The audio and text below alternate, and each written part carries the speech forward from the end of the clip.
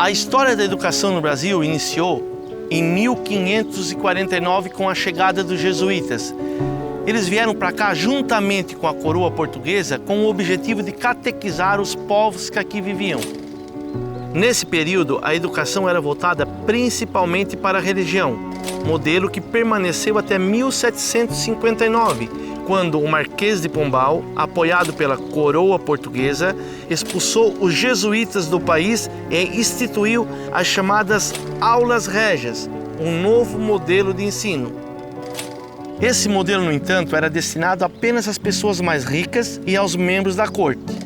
Com a vinda de Dom João VI e posteriormente com a independência do Brasil em 1822, a escola passou a ser responsabilidade do Estado, que buscava atender às necessidades de um país em formação. Porém, a proclamação da República em 1889 pouco alterou essa realidade e a educação continuou sendo privilégio de poucos. Somente em 1932, com o Manifesto dos Pioneiros da Educação Nova, surgiu a preocupação maior em viabilizar o ensino para a população. Durante o governo Getúlio Vargas, houve o incentivo às mudanças, com o objetivo de modernizar a educação e ampliar o acesso às escolas públicas.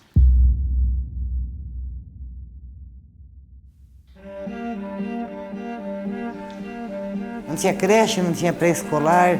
Não tinha nada, nada. O único material didático era o giz e o quadro. E a gente teria que começar do zero. Mas a sala de aula era uma porta de entrada e a mesma porta era da saída.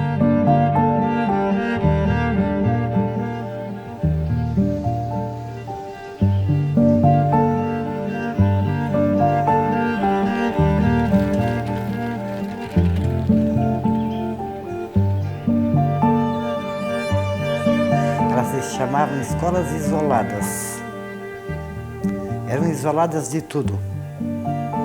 Normalmente madeira. E não tinha banheiro não, era privada mesmo. Tá? A gente também fazia a higiene da privada. Quando eu comecei, na minha comunidade, era só uma patente mesmo, não tinha para o menino e para a menina. Era só um. E era, imagina, banheiro, né? Ninguém tinha naquela época, né?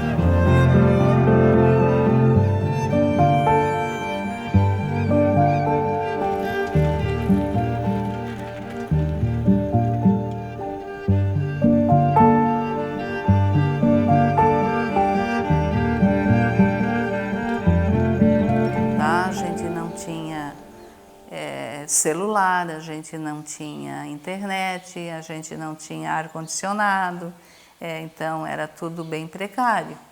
Mas hoje é que a gente nota essa diferença, porque lá atrás não fazia falta.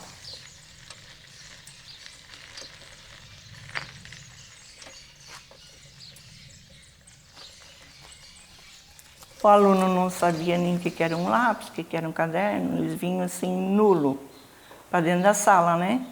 E nem mochilinha eles não tinham, coitadinhos, né? Então, nem livro, nem nada. Eu não sei como é que a gente conseguia ensinar eles a ler. Realmente, hoje eu fico pensando como que eles conseguiam aprender. Estélia Caramelado, nasci em 7 de dezembro de 1933. Eu ia a cavalo. Meu pai ia comprar um pônei para mim. E eu ia para a escola a cavalo. Chegava lá, amarrava o cavalo na beira da estrada, naquele tempo não tinha movimento nenhum.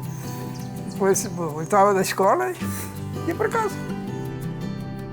Aldo Sérgio Gislandi, 66 anos. Comecei estudando na escola isolada do Rio Guarapari, interior de Nova Veneza. O meu irmão, para ele fazer o primeiro ano, ele não iria sozinho. Então, como eu tinha 6 anos, eu tive que fazer um ano a mais. Eu tive que repetir o primeiro ano, porque eles não deixavam estudar com 6 anos da primeira série, né? Aí eu fiz o primeiro ano 2 vezes. Fiz com 6, depois fiz com 7 anos. Isso foi em 1965. Alcione Estevo, dia 21 de 2 de 59.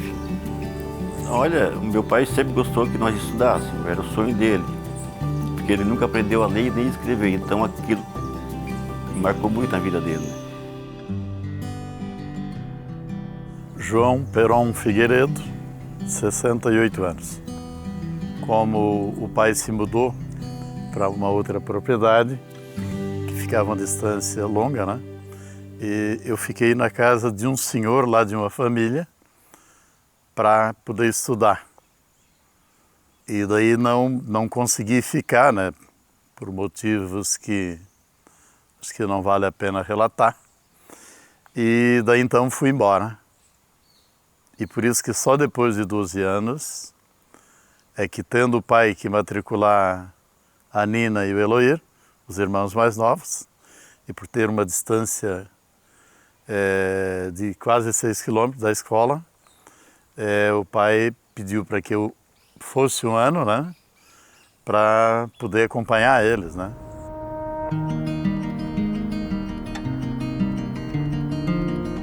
No início do século XX, principalmente no interior do Brasil, existia uma dificuldade pelas escolas serem isoladas e o transporte para essas crianças era dificultoso, muitas vezes tendo que fazer o caminho a pé ou a cavalo.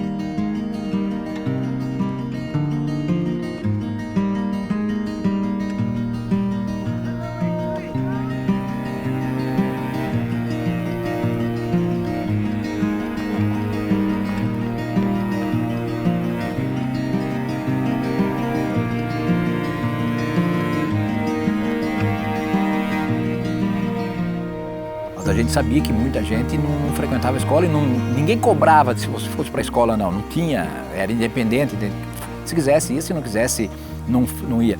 Mas nós tivemos o privilégio de ser numa região colonizada ali, aquela região todos italianos, que todo mundo gostava e de incentivar os filhos a ir para a escola.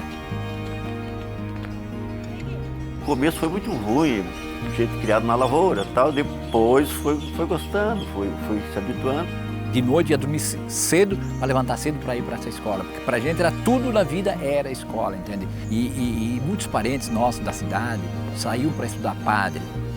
Eu tenho uma tia que saiu para estudar freira. Então esse convívio com os nonos dava a perspectiva, a chance da gente sair para estudar, entende? Então a gente sabia que a escolinha era a salvação. Meu nome é Ronaldo Salvador, tenho 60 anos e nasci dia 18 de janeiro de 1965. O que eu me lembro assim, porque já faz tantos anos, né, tanto tempo, é quando o que mais marcou na gente é quando a professora chegava. Era o meu sonho, sempre foi meu sonho. Era uma paixão, é amor, não é ser professor porque eu não tinha outra opção. Missão de alma. O professor não tem como ir para uma sala de aula sem ser a jornada, o cumprimento de uma jornada como uma missão de alma. Eu nunca gostei de falar em público. Ir lá na frente ler um texto, não gosto. Mas em sala de aula eu dominava, assim, eu conseguia interagir com as crianças. Foi a minha realização, foi aquilo que eu quis desde criança. Eu tinha muita asma quando era pequenininha. E daí eu não conseguia trabalhar na roça. Então a minha tia sempre me dizia, essa menina tem que estudar, essa menina tem que ser professora, por causa da asma. Com 17 anos, uma amiga minha me convidou para dar aula. Daí meu pai deixou e eu peguei. Depois eu parei porque o meu pai me quis que eu fosse trabalhar com ele. Oitava série a gente já se formava no ginásio, né, como se dizia, né? E dali para frente a gente já podia dar aula. E eu fiquei, uns 10, 15 anos dando aula só com ginásio. Na época era a normalista, né? A normalista em 73 era a autoridade, era o doutor do conhecimento. Não tinha nada acima da normalista. As normalistas eram mulheres que faziam o curso normal, um curso que preparava elas para darem aula de 1ª a 4ª série. A palavra escola normal deriva do termo francês école normale, que significa escola modelo. Maior estudo só tinha em Florianópolis, tá? A gente era única, né? Não tinha merendeira, não tinha ajudante, não tinha nada. Era faxineira, era tudo, nós. Nós éramos em 4 turmas, né? todos juntos, a mesma professora. Em memória eu falo da dona Nilda Ghisleri, né, uma professora muito querida na época, muito dedicada conosco, né? Sabendo que todas as séries na mesma turma, não era difícil para a gente ter um domínio. Você imagina hoje, todo mundo junto, uma série só já é difícil. Agora você imagina naquela época, ela tinha que passar a tarefa e ensinar para as 4 turmas ao mesmo tempo. As escolas isoladas, também conhecidas como multisseriadas, eram escolas que tinham apenas um professor para dar aula para várias turmas. Esse modelo ele foi muito importante na época, mas tinha dificuldades, né, por conta do trabalho de um único professor com vários alunos. O quadro era repartido em 4 séries. E ali cada um tinha o seu cantinho de prestar atenção, né? E não sei como que eles aprendiam, né? Aprendiam e sabiam ler, sabiam a tabuada de 1 até 9, mas como, né? Não passava uma criança da primeira série para a segunda série se não soubesse ler. Tinha que saber ler, tinha que conhecer os números de 1 a 100, né? Então isso era sagrado, né? Não podia passar uma criança sem saber ler. E todo mundo aprendia. Com uma professora só, com mais de 30 alunos da cartilha, primeiro, segundo e terceiro ano. 4 séries até meio-dia. E todo mundo aprendia, mas aí dentro da sala de aula, ninguém piava. Dulce, Eloí, Francisco, Horácio. A gente separava assim nas fileiras, 4ª série, 3ª série, 2ª série, 1ª série. Lourdes,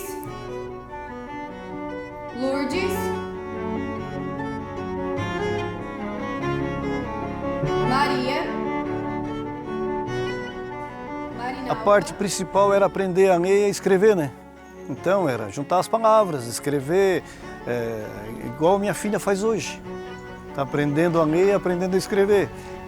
Soletra o nome. Quando a gente fazia o nome, conseguia fazer algum nome do pai ou da mãe, ou até o nosso, era uma alegria, né? Nós chegava, pegava esse papelzinho e levava para mostrar para o pai e para a mãe, que a gente tinha conseguido. Tinha que pegar na mãozinha deles, pegar no lápis na mãozinha, para aprender as primeiras letrinhas. Então, assim, era trabalhoso. Mas quando tu via, assim, que chegava lá, agosto, por aí, que já estava lendo, nossa, era, assim, o maior orgulho do professor, né? Eu me sentia realizada. A gente lecionava, na época, a música, que era o canto, né? Tinha a religião, a educação física, estudos sociais, que abrangia história e geografia, e a gramática e a matemática, que naquela época muitos chamavam de aritmética.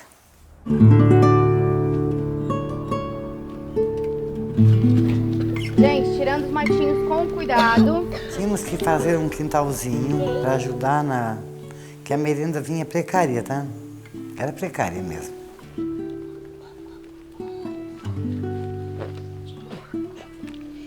Entrava 1 hora na escola, tinha que dar conta da turma toda, né, das 4 séries, e ir lá na cozinha fazer a merenda. Ela tinha uma cozinhazinha, ela fazia uma sopa, que era a famosa sopa, né? Ela parava um pouquinho e enquanto nós fazíamos alguma coisinha, ela ia lá no fogão, ligava, fazia uma sopinha e deixava.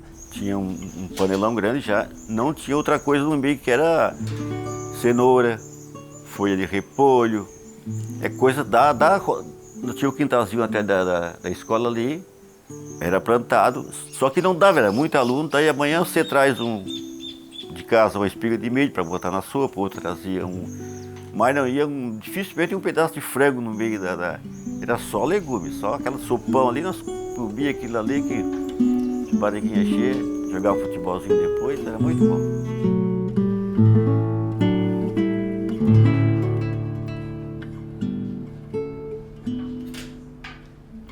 E além da merenda, tinha que deixar a sala impecável, a gente até encerava, deixava brilhando, a gente chegava mais cedo, né? Daí a gente trazia os panos de lã, né, que tinha, eu fazia muito tricô também, né? Daí trazia, quando fazia uns pedaços, dava para ele. Um sentava em cima e ia puxando, deixava a sala brilhando, né? Botava as carteiras para um lado. Cuidado, Antônio. Também se plantavam as flores na frente da escola para dar um visual mais alegre. E tinha jardim que a gente cuidava, tudo, os alunos ajudavam. Eles também sempre presentes, né? Silêncio.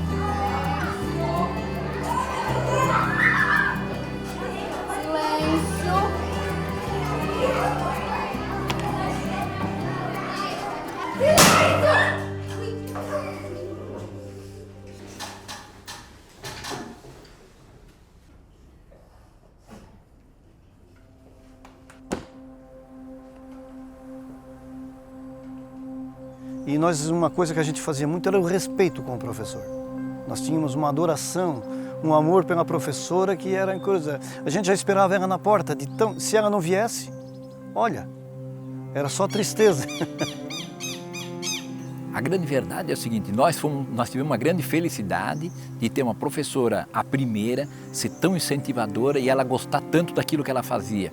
Ela era uma apaixonada pela escola dela, entende? E ela via em alguns alunos que eles iriam prosseguir com o estudo e ela incentivava muito a estudar, entende? Eu acho que a eterna gratidão a essa bendita professora, porque ela realmente incentivava muito a estudar, entende? Claro, era a paixão dela também a escola, mas ela incentivava muito aqueles que tinham vontade de estudar. Tu chegava na escola e tu sabia que ali tu tinha filhos da gente por esse tempo de horário e dias do ano. Sempre fui muito ajudado pelos professores. Tenho muito carinho por elas, né? Então, pela Dona Nina, que é falecida já, e pela Zeni, que realmente fazia com muito prazer o que estavam fazendo. Se dedicavam, tiravam um tempo a mais para conversar com os alunos, para passar a orientação, né? Primeira professora era a Dona Loura, já falecida. Eu me lembro quando nós íamos para a escola com caderninhos em cestas de bolsa de plástico, porque a gente não tinha condições, né? Na época, meu pai era pescador, minha mãe dona de casa, e ela vinha de charrete, de carrocinha. Chegava lá, a gente esperava ela na porta, ela vinha carinhosa, beijava todos nós lá e era maravilhoso. E a Zeni me entusiasmou muito, me acompanhou muito, foi minha professora, tutora, conselheira, assim como foi Dona Nina, né? E daí então não parei mais de estudar, daí fui para o ginásio, fui para o curso técnico em agropecuária e essa é a minha trajetória. A gente é mãe, a gente é psicóloga dentro da sala, a gente é tudo para o aluno. A gente esquece que a gente tem filho lá em casa, a gente esquece da casa da gente. Querida, muito querida. Tinha bastante filho, ela morava pertinho, assim, 50 metros da escola, bem pertinho. Mas era uma professora assim, que todo mundo respeitava ela, os comunitários, tudo gostava dela, porque era uma professora exemplar, naquele tempo, né? Era uma autoridade, era uma autoridade da comunidade inteira, né? Porque o professor era tudo, né? É aquele doutor do conhecimento naquela época. É o doutor do conhecimento. O modelo de educação da época era centralizado na autoridade do professor e na mecanização dos conteúdos. Isso refletia o modelo da hierarquia social, onde o professor tinha o poder máximo na sala de aula. A dona Tomás, ela tinha ela tinha uma régua larga de 5 centímetros, 1 metro de comprimento, pendurada bem na frente da escola, da carteira, assim, ao lado do quadro, aquela régua ali. Então, se alguém conversasse, ela olhava, apontava para a régua. A nossa professora, ela era muito querida, muito boazinha, mas ela era severa. ela, quando se falava em educação e respeito, ela batia muito em cima disso, entende? Pode ter certeza, jamais ela deu uma reguada, que a gente falava uma reguada na época, né? Ou batia com a vara de vinho em alguém se o cara não merecesse, entende? Bom dia, professora. Bom dia. O que o Antônio me aprontou dessa vez? Ele foi mal criado. Simplesmente jogou os cadernos em cima de mim. Porco cane! Entra, Antônio. Senta lá. Professora, e se aprontar de novo, pode dar-lhe nos cornos. Se o aluno chegasse em casa reclamando da professora, o pai ia na escola e dizia, bota de castigo. Eu tô mandando botar de castigo. Os pais eram bem amigos do professor naquela época. E ela bateu, eu não apanhei, não lembro de ter apanhado, mas muitos amigos nossos apanhou. Ela dava mesmo, só não dava na cabeça, mas nas costas ela dava. Naquele tempo era o que o professor falou, tá falado. João, Maria eram ótimas crianças. Tem ponto, Antônio, aí. Seu pai, um pobre lenhador. Lenhador. Ela tá indo de mim, professora. Maria, Ela dava para nós uma cartilha e todo mundo tinha que estar acompanhando ali. Basta, fulano. O outro lá, fulano, lá no meio. Continua. E tu tinha que... A gente passou por tu ali, achava que já tinha... Não, ela voltava ali, porque você estava acompanhando mesmo. Continua. Para, eu continuo. Então era assim, aquele tempo era rígido mesmo. Não tinha conversa. Pais. Silêncio! Basta, Antônio. Pode sentar. Vem aqui, Maria.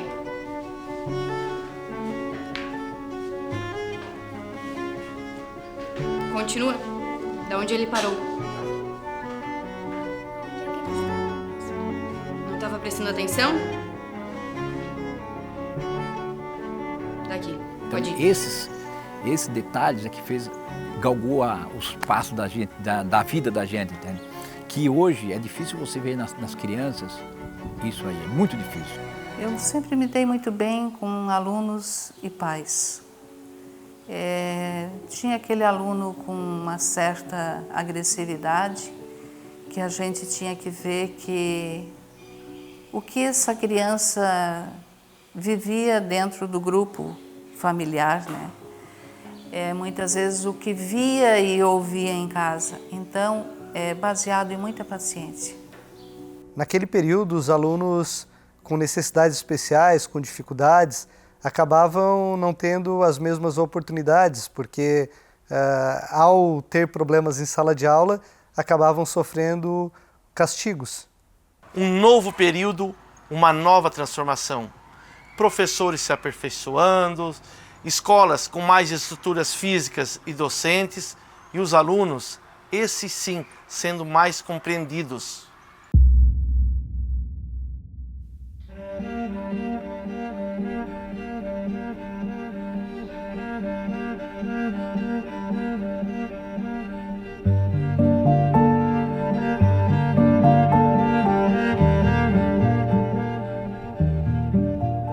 Eu sempre gostei da minha professora de primário. Ela era uma vizinha, a falecida Dona Lourdes, né, Pazini, e ela era uma pessoa muito carismática. Então, assim, a gente tinha ela como uma segunda mãe. Quando eu estudava, eu também tive professores, antes de ser professora. E tinha alguns professores que eu via e indignava, ficava indignada, e eu chegava em casa e dizia para a mãe assim, ó, ô mãe, aquela professora não fez certo com aquela criança, que era um colega meu. Outros também. Às vezes eles não tinham conhecimento e eles tratavam de forma grosseira. E aquilo foi amadurecendo. Então a gente não tinha muita opção também. Era uma das. Então o que eu mais queria era estudar. Teve eleição na época. E o prefeito que estava no palanque disse assim, se eu me eleger, passará o ônibus para os alunos para estudarem à noite, que era o técnico, né? Profissionalizante. E deu certo que ele ganhou. E por coincidência o ônibus passou bem na frente da minha casa. Daí eu pude estudar aquilo que eu gostava, que era o magistério. E eu amava. Tive professores bem bons ali, que fazia a gente aprender de como dar aula. O magistério era um curso técnico que preparava professores, mas a nível de ensino médio, como se fosse um técnico profissionalizante. Primeiro fazer uma filinha aqui, ó, uma filinha. O meu contato com criança, eu comecei com substituições, né? Não era efetiva, não era nada, apenas uma menina de um bairro. E ali, às vezes, eu era chamada para ficar no local daquele professor que ficou doente ou que precisava sair. Eu fiz magistério, né? No ano de 97, eu concluí o meu magistério. Como eu fui gostando pelo contato das crianças, eu fui fazer pedagogia e no ano de 2002 eu já me efetivei, fiz prova no município, passei para a educação infantil, que é o cargo que eu exerço até hoje, né? Hoje eu estou na função de coordenadora, mas a minha função é professora de educação infantil. Foi o que eu passei no ano de 2000. Depois, quando eu fiz o magistério, eu disse, o que eu mais queria era fazer uma faculdade. Eu tinha vontade de ser professora. E não foi fácil ser. Teve a ser uma longa história. E quando, na época, a gente tinha que fazer vestibular para entrar na pedagogia. Hoje em dia todo mundo entra em qualquer curso, só medicina que não, né? Tá liberado para todos. Não estuda hoje quem não quer. E daí eu fui ouvir, ver se eu tinha passado na rádio, porque não existia televisão que ia dar notícia, era rádio. Daí saiu Jadina Pazini, que não era Martinello. Jadina Pazini, eu saí gritando. Mas a minha mãe feliz e meu pai na porta disse, como é que tu vai pagar? Mas eu continuei estudando, tanto é que eu me aposentei ano passado, não no outro. Disse, não, vou ter que estudar. Eu comecei a fazer uma pós, eu encerro esse ano. E assim fiquei para não ficar parada, né?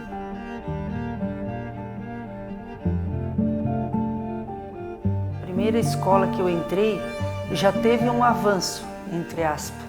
A minha escola que eu entrei, ela era multisseriada, mas ela atendia 2 turmas juntos só. Enquanto a maioria ao redor atendiam 4 séries junto, né? Multisseriada. Então a minha, eu trabalhava com 1º e 5º ano. E já era uma escola que tinha servente. Ai, obrigada, Miguel. Pode sentar, tá? Muito obrigada.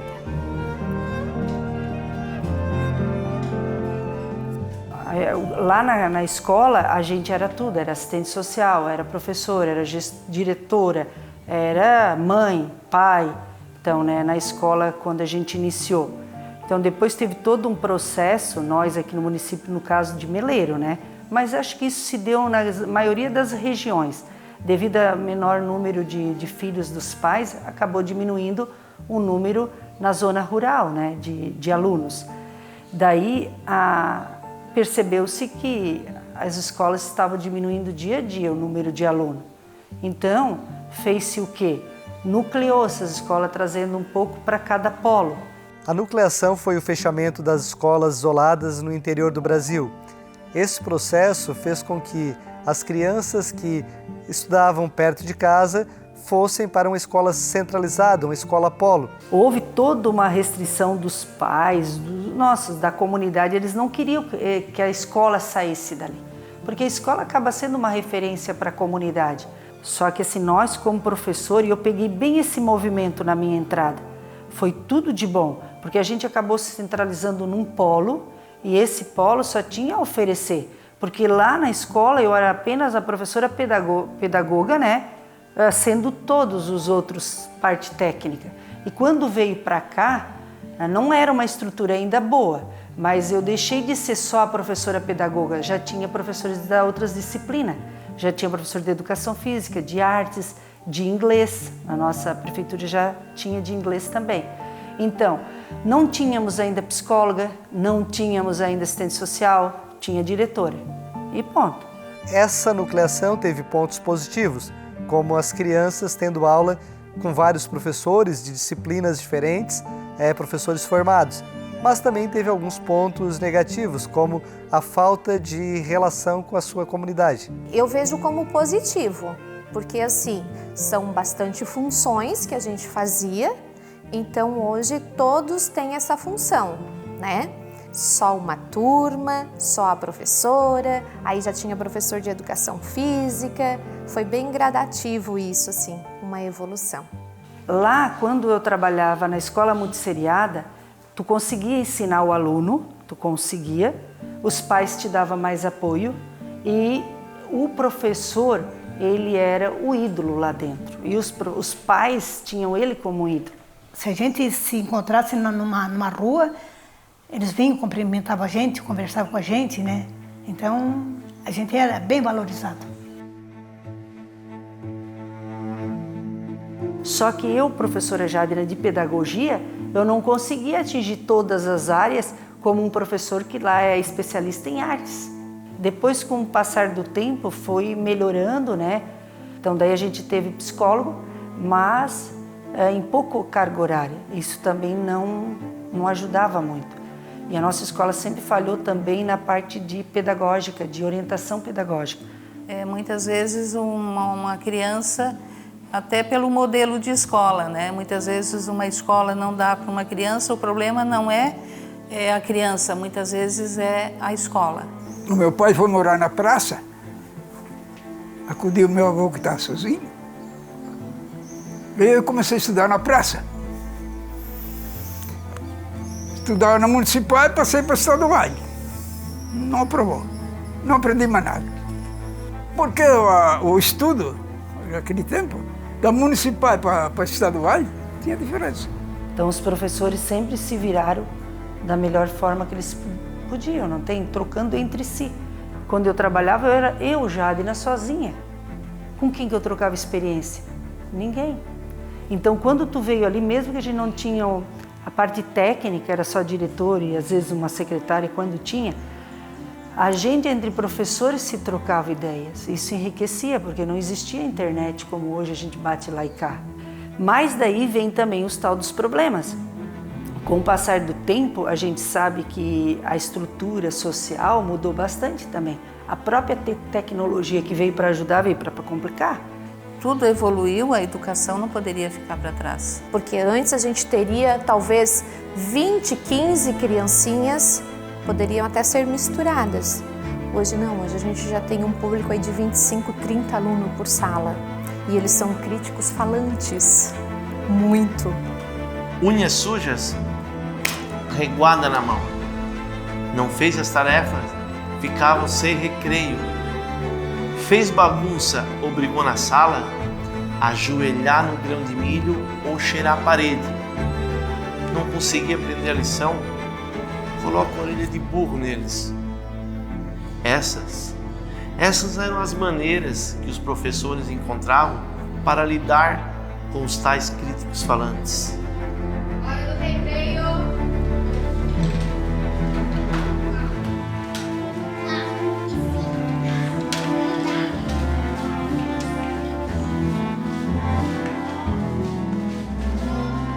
Sem recreio, ficava às vezes no cantinho estudando a tabuada, porque não estudava em casa, né? Geralmente sem recreio porque não fazia as tarefas em casa.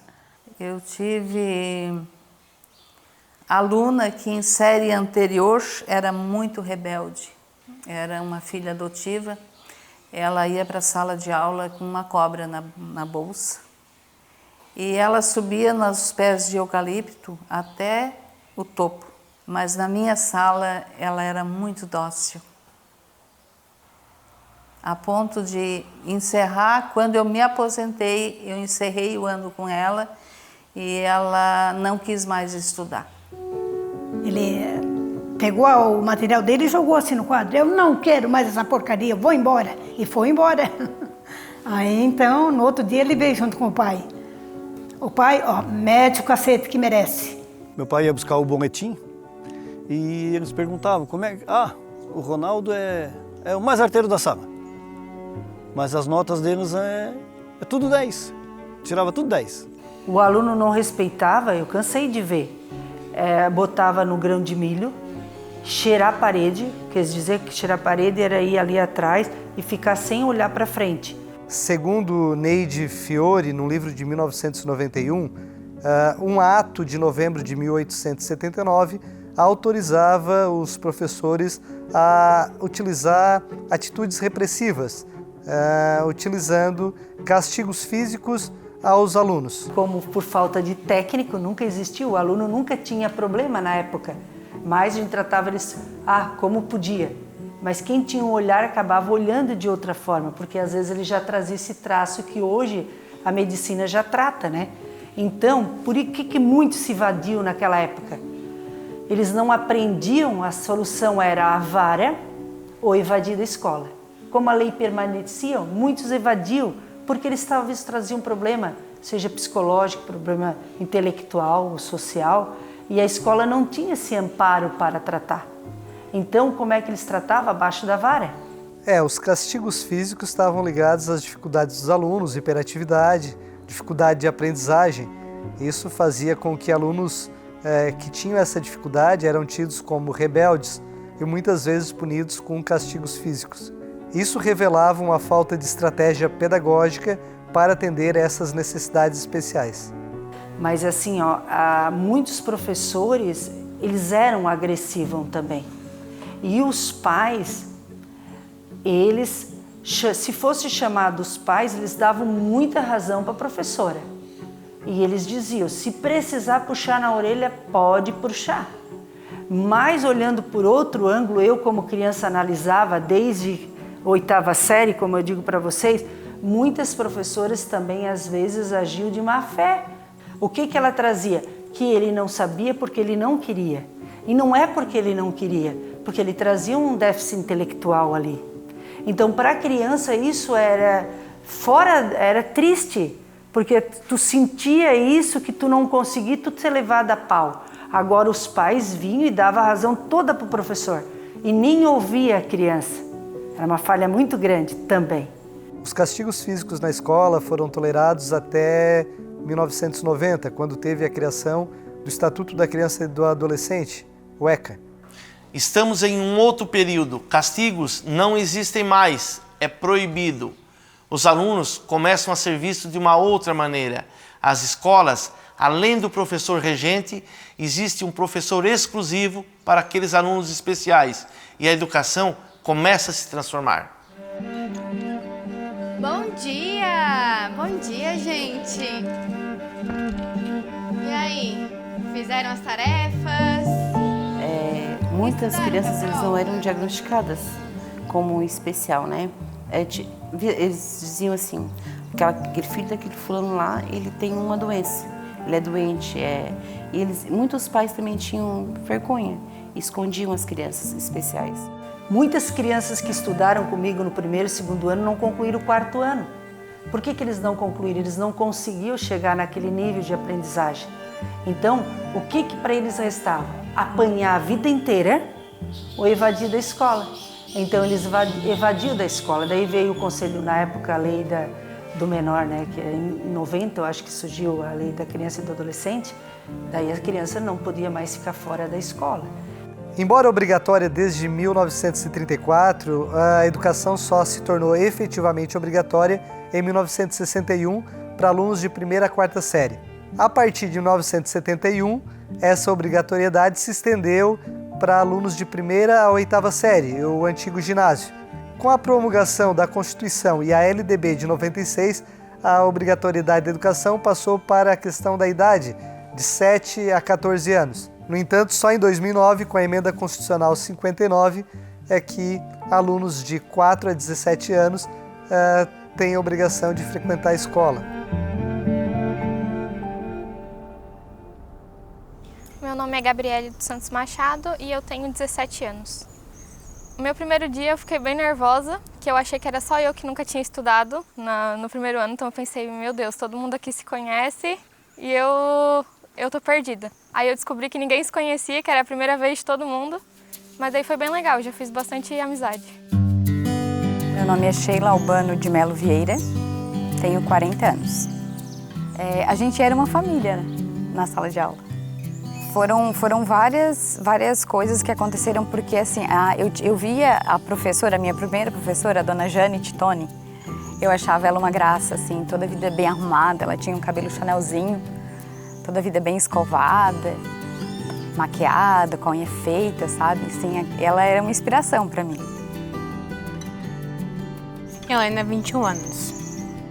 Ela foi uma professora incrível. O que eu sei hoje foi ela que me explicou cada coisinha. Ela é maravilhosa. Lembro que eu da minha primeira professora, porque eu tenho contato com ela até hoje. A gente é bem amiga, até trabalhei com ela num projeto. Ela era muito divertida, então as aulas dela nunca pareciam que eram aulas mesmo. E a gente, mesmo assim, acabava sempre aprendendo, então era bem legal.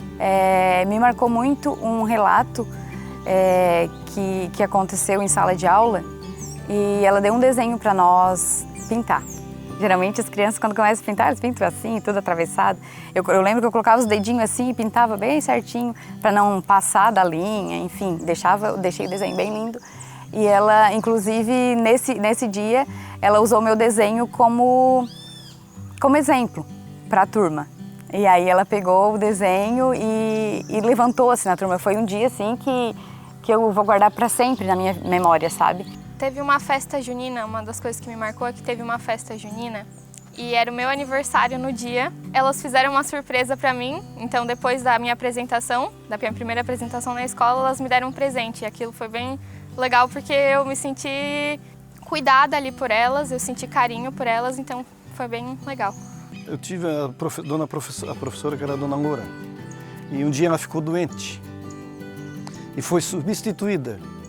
E essa professora veio de mais longe ainda, que era lá do Rio dos Anjos, de bicicleta. E era uma senhora morena. E a gente conheceu ela, que era a Ani. E a gente ficou meio desconfiado, né? Porque a gente nunca tinha visto uma pessoa da cor preta, um afrodescendente no caso. E ficamos meio desconfiados, meio temerosos, porque já estava acostumado com a Dona Loura. E ela foi tomando rumo, foi nos conquistando e foi até hoje, ela ainda é viva, ela mora em Araranguá. Quando eu encontro ela no centro, eu chamo ela e vou abraçar ela e conversar com ela. É a Ania, nunca me esqueço dela.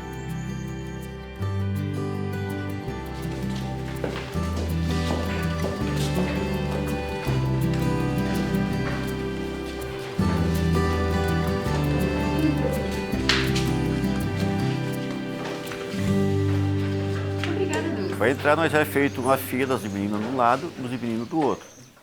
Sempre os meninos menores na frente, tudo com a mão direita no ombro do outro ali, né? Hoje, ainda onde que eu vou, se eu vou à missa onde tem gente, eu tomo a minha distância. Aqui, ó. Eu não vou aqui encostado um encostado do outro aqui. O professor ensinou assim, tomar distância antes de entrar. E por dar a volta em roda das carteiras, para cada um tomar o lugar dele.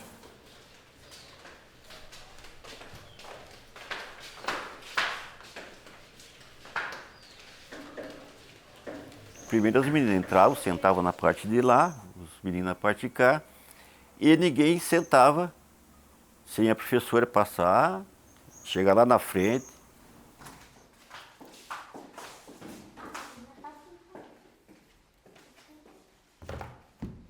Basta.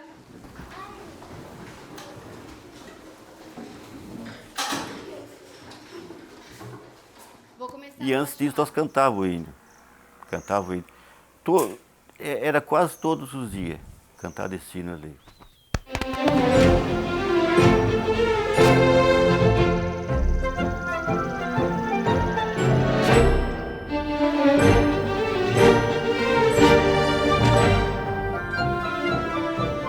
Cada 15 dias eu gostava de passar todos os hinos para recordar e para fixar, né?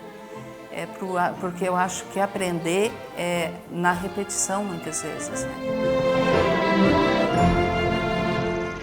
Cantava o hino nacional, cantava, hino à bandeira, tá? Hino à bandeira, e assim, com muito respeito, muito respeito.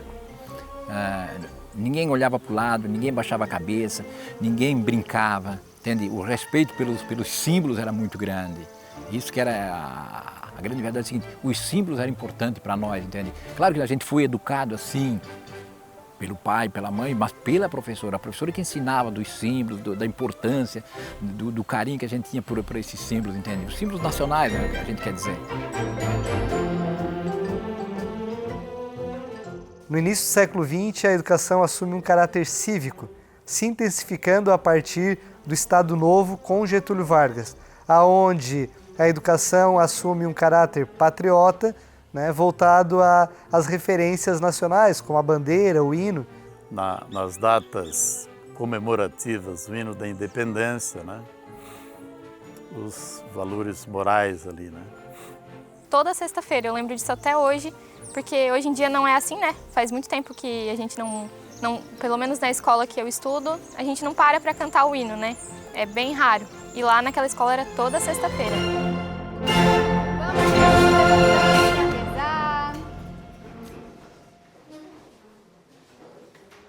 Vamos, Camille. Em nome do Pai, do Filho, do Espírito Santo. Pai nosso que estais no céu. E ninguém saía sem rezar um Pai Nosso, uma Ave Maria, antes, no começo, e ao final da aula nós tínhamos que rezar para poder vir embora. No Brasil, até a Constituição de 1891, a educação era ligada diretamente à religião. Com a proclamação da República, houve uma separação entre Estado e Igreja. No entanto, em muitas escolas se trabalha ainda a religiosidade daquela comunidade ainda nos dias atuais. Então, a questão religião católica era o que predominava, assim, né? Tudo que a gente fizesse, um risoto, né? Primeiro a gente fazia uma missa na igreja, para depois fazer o compartilhamento desse risoto. Se a gente fizesse uma formatura, também. Primeiro tinha a missa, para depois a solenidade de formatura. Tudo primeiro era na igreja, e a católica. Nós, como os evangélicos, não praticávamos as rezas, e sim nós fizemos oração. O Pai Nosso eu acompanhava, mas outros tipos de reza daí não. Hoje não. Hoje a escola é laica, né? Ela só faz a solenidade e ela já conversa sobre todas as religiões existentes. Muito pensado. Podem ir.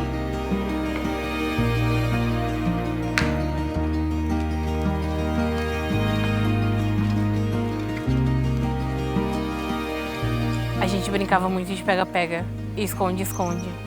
Começava a surgir as brincadeiras do nada, então era sempre assim. Chegava em alguém e falava assim, te peguei. Saía correndo e do nada toda a turma estava brincando, então era bem legal. A gente brincava bastante de carta, que eles levavam baralho pra gente jogar bafo, que era bem legal. Também brincava de pega-pega, esconde-esconde, tinha várias brincadeiras e a gente se divertia bastante. Eu lembro que colocavam bastante música pra gente dançar e sempre a professora reservava uma sala de aula que tinha espelho e treinava a gente para as danças da escola, por exemplo, festa junina. Então essa parte era muito legal, porque todo mundo ia lá para fora dançar, ou também tinha os jogos de futebol, e daí eles treinavam a torcida. Então era bem legal, eu lembro que tinha essa coreografia, né, que eles sempre ensinavam.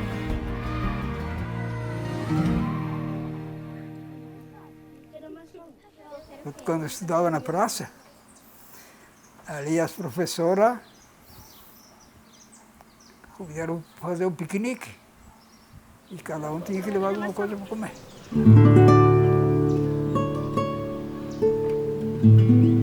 Cada um levava o seu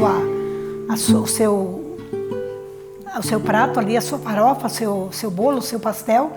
Já levava o pastel frito de casa e lá comia, né? Com aquele refrigerante. Essa parte era divertida.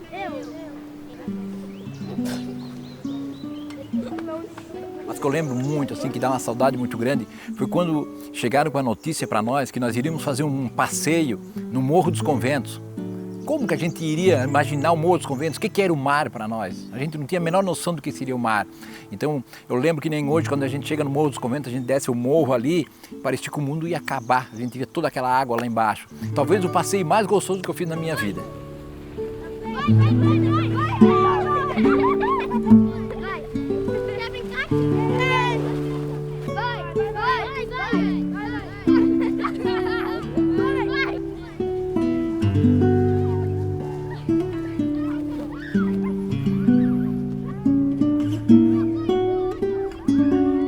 dia do professor, eu me emocionava muito e para mim aquilo assim era tudo. Meu salário dava para comprar, tá? Mas se eu ganhasse um sabonete, né, do professor, eu ficava contente. Eu ainda tenho um anjinho que eu ganhei, porque cada dia de professor a gente ia embora com um monte de sabonete, um monte de anjinho, um monte de coisa assim, ó, todos os presentes que a gente ganhava. Era difícil a criança que não dava um presente pra gente. Tinha os bagunceiros, tinha os que incomodavam, né? Mas é só na hora, né? Depois passava e a gente ficava amigo de novo. Hora da revista.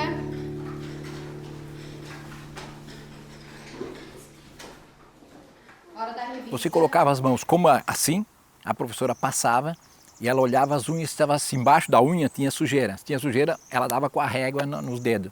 E ela olhava o ouvido da gente, às vezes, para ver se estava limpo ou não.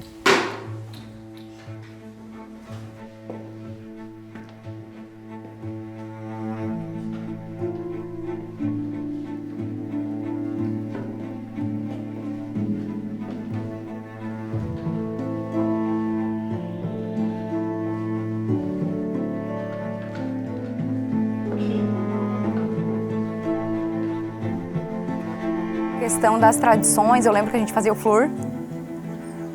A gente fazia o flor e era muito interessante, porque realmente em casa a gente não tinha esse cuidado, né? A gente não comprava esse produto, era escovinha de dente, creme dental e não tinha o flor. E lá tinha o flor, era bem forte, né? Mas a gente fazia. Era tudo bom, todo dia era bom. Aquilo ali era, para nós, nós jogávamos um futebolzinho toda tarde ali na hora do recreio, né? E mesmo quando saía uma briguinha de rapaz, você dava uma roda de mão na cara ali, mas era questão de...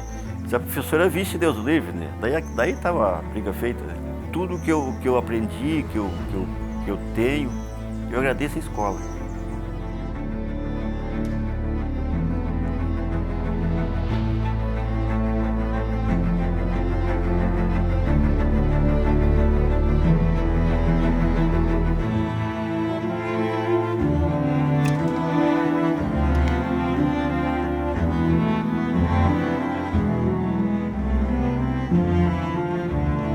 A perda foi bem grande.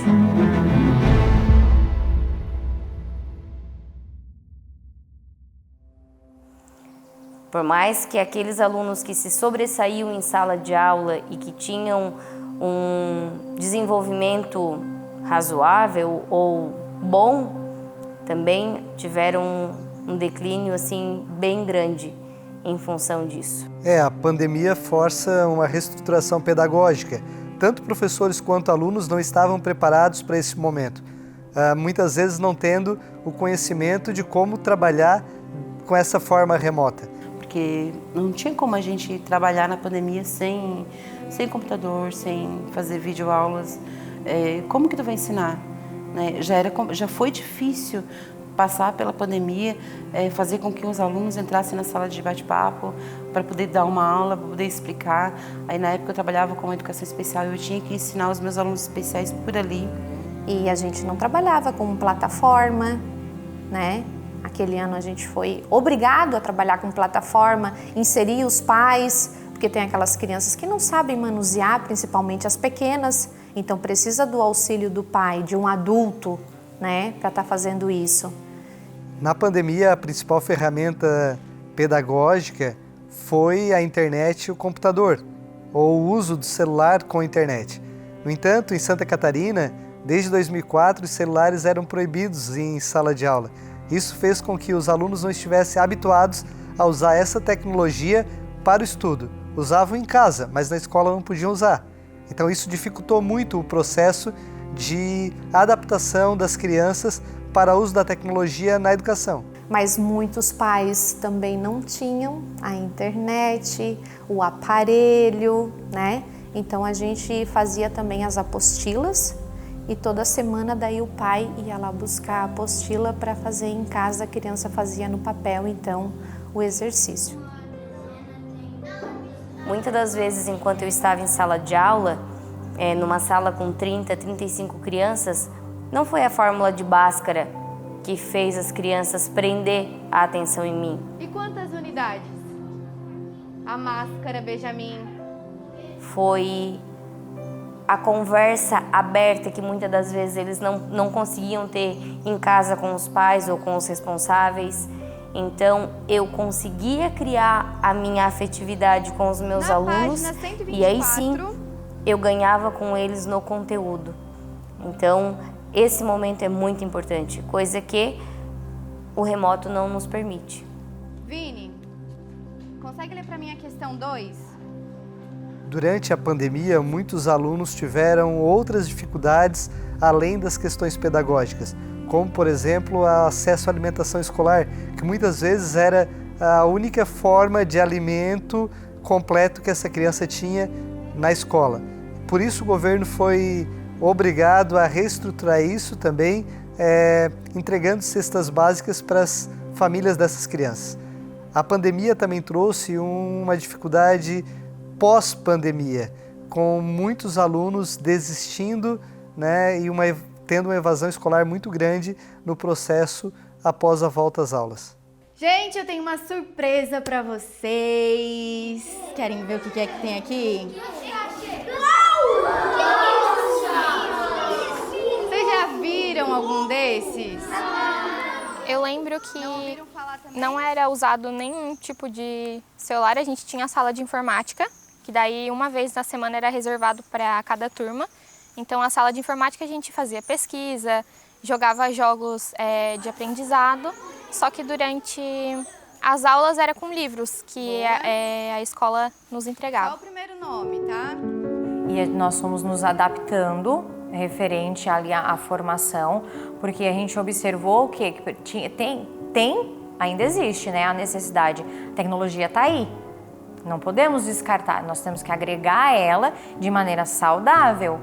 Então, foi tudo sendo reformulado e buscando que realmente 100% da educação e do aprendizado acontecesse de verdade. Apesar do uso da tecnologia durante a pandemia, com a volta do ensino presencial, essa forma de educação não acaba sendo efetivado nas escolas.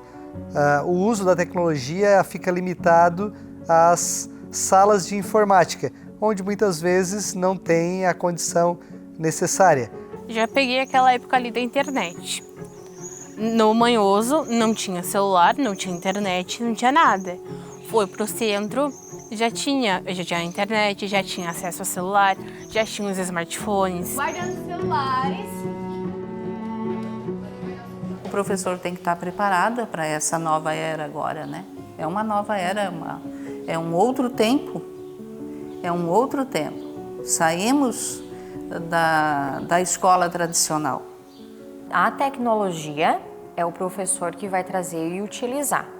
Em relação à questão do uso do celular, para nós aqui hoje, enquanto escola, não vai ser novidade para eles, porque já não era autorizado o uso do celular, já não era permitido.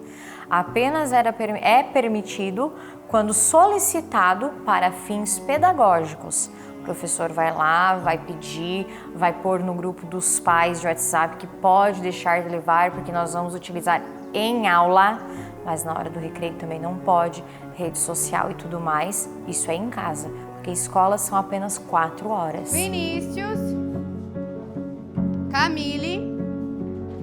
Na verdade é bem utilizado.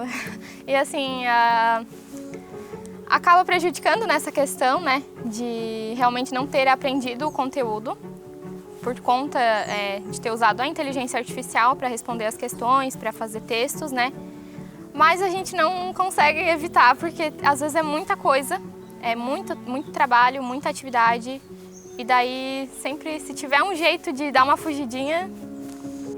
Eu estou há 2 anos afastada da sala de aula, então o que eu trago agora são relatos, né, tanto de alunos, do convívio que a gente tem, dos professores. Mas é exatamente isso, eles não terem essa vontade de estar em sala de aula, né, porque não é atrativo, porque não é legal, porque fora, né, eu poderia estar fazendo outra coisa. Que outra coisa é essa? No celular. Vitória. Antônia.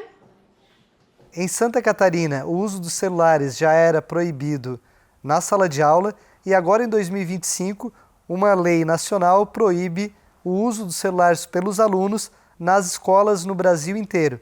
Isso dificulta muito a atividade pedagógica que podia ser melhorada, podia ser acentuada com o uso da tecnologia para atividades pedagógicas nas escolas.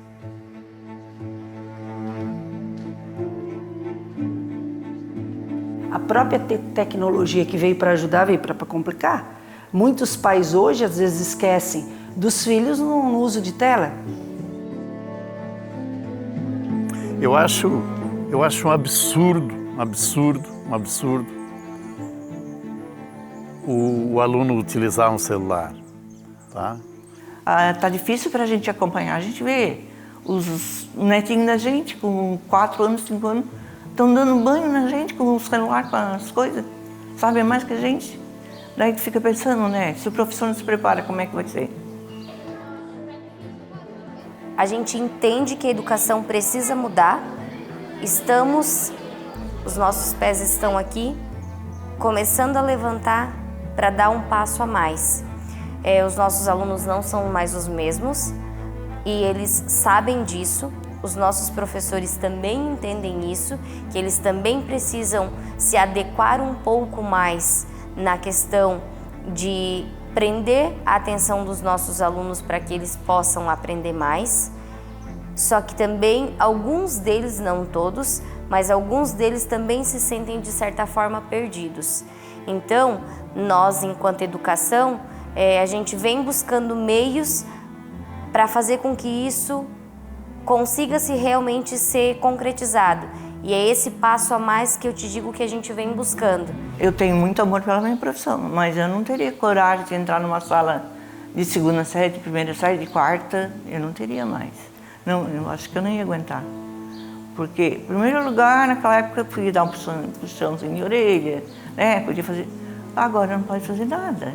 Até muitas vezes se alterava a voz, o aluno já, eu vou denunciar não sei o quê. É tudo assim, né? Hoje em dia a gente não pode, hoje em dia tem uma lei maior que rege, que protege. E mesmo porque os alunos hoje, eles têm um livre-arbítrio de estar falando, de se expressar. Hoje em dia a gente dá abertura para ele poder fazer isso. Ele é um ser pensante. Por isso que a gente estuda uma pedagogia, por isso que a gente tem uma outra mentalidade da educação hoje, né? Hoje o professor não é chamado de professor, ele já é chamado pelo nome. Então isso já vem com a mudança. Às vezes é referente, eu não quero fazer aquela atividade, eu não vou fazer. Eu não quero copiar, eu não vou copiar, né? Tanto que hoje nós trabalhamos muito com xerox. Só porque o quadro existe, nós precisamos trabalhar ainda a nossa escrita. E mesmo assim, às vezes o pouco dentro da atualidade para ele se torna muito. Eu vejo meu neto lá, eu vou, fulano fez isso, vou, fulano... Eu digo, meu filho, mas como que vocês fazem isso? A professora deixa. Mas ela deixa por quê? Porque não tem autoridade, né? O professor é uma profissão, se for pensar na profissão, ela é tanto quanto qualquer uma outra, mas aí eu penso sim que ela vai além de uma qualquer outra, né? Ela tem que ter um dom. A gente entende que a profissão ela exige muito, tanto do físico quanto do mental. Porque a gente vê, né, muito na televisão, essas coisas de professor bater em aluno, de creche, né, elas espancarem. Eu acho que já vem acarretando problemas de trás, já de casa, daí descarregam ali coisas que não devem, né? Que os problemas da gente todo mundo tem, mas tem que deixar para fora da escola, não trazer para o âmbito escolar, né? Onde as crianças querem acolhimento, querem, né, ser visto, ser ouvido, aprender também. Sim, a gente acaba encontrando profissionais que acabam adoecendo, né, afastando-se, tratando. Depois, quando restabelece a sua saúde, retorna, né, para a educação. E a gente tem muito, não seria receio, mas a gente tem muito cuidado quanto a isso. Eu aprendi principalmente o valor da amizade, porque eu fiz amizades que Hoje eu acho que eu seria muito diferente se eu não tivesse tido essas amizades. Então, mesmo quando eu era criança, eu já tive amigas muito importantes para mim. Então, para mim, o principal foi isso. E também, claro, a vontade de estudar. Eu comecei a gostar de ler, então eu sou uma pessoa que eu gosto muito de ler. Eu gosto de escrever muito também e eu aprendi isso na escola. Com certeza, os valores que eu trago hoje na minha profissão vieram lá das séries iniciais. É claro que a gente vem de uma base familiar, né? Com muita educação, com muito trabalho, honestidade, mas a questão do ensino lá nas séries iniciais, eu olhar para minha professora, ela ser uma inspiração para mim, de ser uma profissional tão dedicada, fez com que eu desempenhasse o meu papel também, buscando isso, né? Me espelhando nela. O valor de cuidar do outro, né? De cuidar. Se a minha função é ensinar, que eu ensine bem, que eu ensine como se fosse para o meu filho, como se fosse para mim, que eu faça isso como uma religião, que eu ponha ali toda a minha energia, né? Então, esta é a visão que eu tenho da Dona Arina, da Dona Zenise e de outros professores que eu tive, né? Escola resume tudo, o futuro. Tudo que você pensa na tua vida, ela se traduz da palavra escola. Se tu souber o valor que tem essa palavra, ela te encaminha para o mundo, para a vida. Abrir a cortina, ver o mundo, ver as coisas, né? Poder ser, fazer, né? Tu encontra diversos tipos de pessoas, como eu tive gente assim diferentes, de outras sintonias, e me arrependo, porque naquela época a gente não conseguia distinguir muitas coisas, né? Então a gente às vezes fazia muita pegadinha com as pessoas e hoje eu vejo que não deveria ter feito. Mas quando tu é jovem, tens 15, 16 anos, tu te perde também. Hoje às vezes a gente critica os jovens, mas também quantas vezes eu fiz errado também. Mas a escola para mim é o tudo. A escola é o teu caminho. Ser educador é o começo de tudo. Transmitir, conhecer, acolher e aprender todos os dias junto com eles. Eu acho que foi uma realização muito boa para mim. Eu consegui me realizar, embora com muita dificuldade, né, bastante trabalho, mas foi bom mesmo. Eu acho que para mim tudo. Se eu não fosse professora, não sei o que eu seria hoje. Quando eu me aposentei, eu pensei em fazer algo diferente. Pensei, se vou abrir uma loja, vou abrir alguma coisa, vou fazer outro negócio. Só que daí eu pensei, gente, eu estudei tanto que eu estou formada, que eu tenho uma especialização, para mim ir para outro ramo que eu não tenho nada. Ser professora é esplêndido, tu passar o conhecimento, é o essencial, é a minha vida. É uma saudade diferente. Nesses 10 anos que eu pude estar em sala, eu já vi aluno se formando. Eu já tive aluno que me atendeu no seu local de trabalho. E eu já tive aluno que faleceu.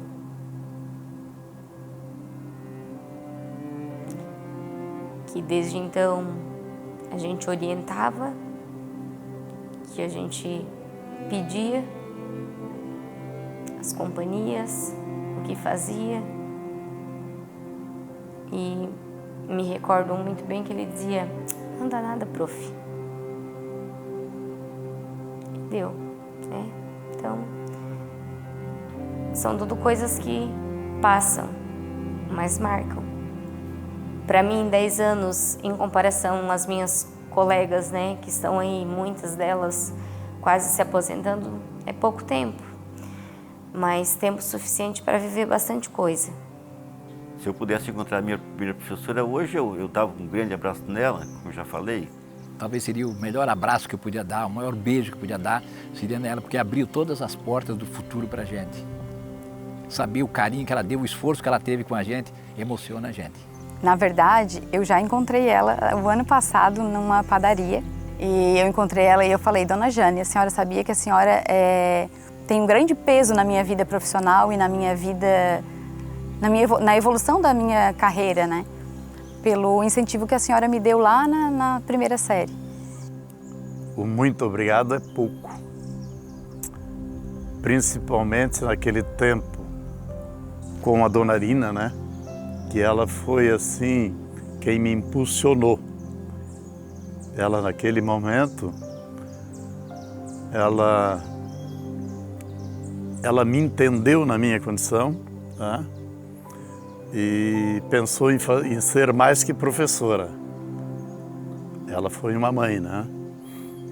Faria tudo de novo. Faria tudo de novo.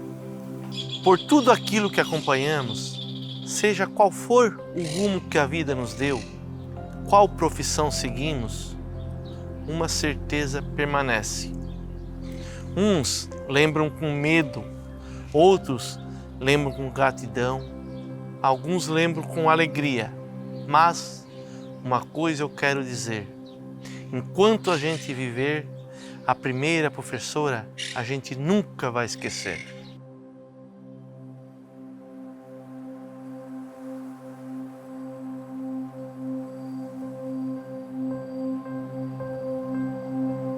(14/12/1979) Nunca imaginei que tudo isso. Por que não? Eu achava um aluno que tinha um boletim guardado. Tá aí a prova de que ia ser professor. É isso. Notas médias. Tu foi reprovado não, né? Não, não. Olha a média que eu passei. Então. Esse boletim aqui, você está vendo aqui a sua assinatura? Minha assinatura já era casada. Em 81. 1981. Eu passei por aqui em 79 e 81. E me diz uma coisa, essas notas aqui? Olha a língua portuguesa. Mas passei. Passou, mas tu ficou em recuperação, ó. Ficou em provão, como se diz agora, ó. Eu fiquei. Ficou, né? Olha aqui, ó. Depois daí, mas passei, né? Porque naquela época passava com 5, né? Pra passar direto. Tá vendo? Olha só, a culpa depois da professora, tá vendo?